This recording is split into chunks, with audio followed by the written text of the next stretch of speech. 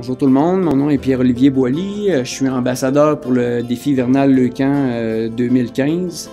Ça va être ma première participation au défi.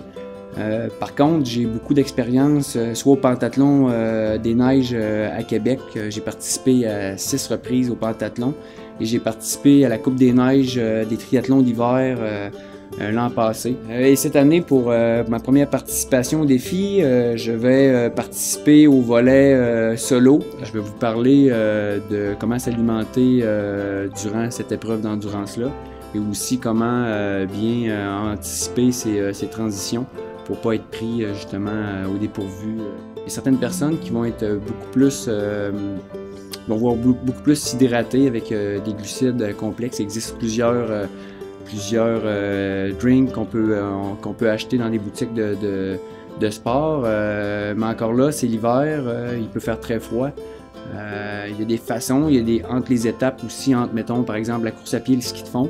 Je conseille toujours au monde de ne pas boire avant la course à pied, mais avant, par exemple, une épreuve comme le ski de fond qui se situe en deuxième épreuve, de garder dans la zone de transition son breuvage, par exemple, puis de le laisser, par exemple, dans un sac à l'intérieur de soit une couverte, mais le breuvage devrait être chauffé un petit peu préalablement pour pas qu'il soit trop froid et qu'il glace et qu'on ne soit pas capable de boire durant la transition.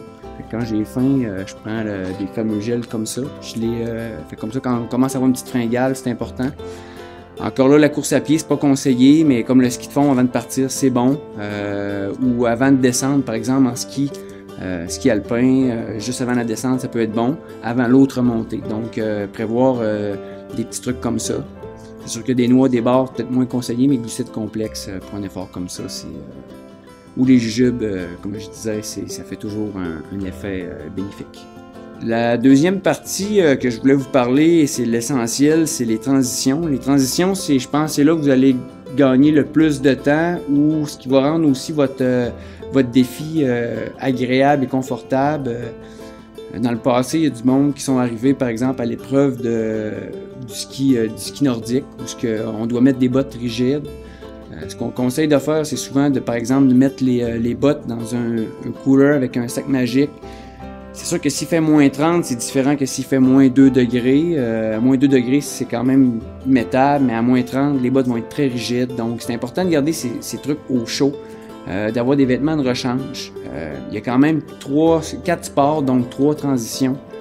Je conseille aussi au monde de préparer ces trucs avant, de préparer la séquence dans sa tête pour arriver prêt, puis de l'avoir fait peut-être, de se pratiquer aussi avant, de se pratiquer pour arriver, puis savoir que je mets ces gants-là, je mets ces bottes-là, puis je pars avec les bâtons puis les skis de telle façon, pour pas avoir de surprise, puis de laisser place à l'improvisation. L'improvisation, c'est pas bon. Surtout qu'il va y avoir beaucoup de monde dans les transitions, puis c'est facile de perdre le focus.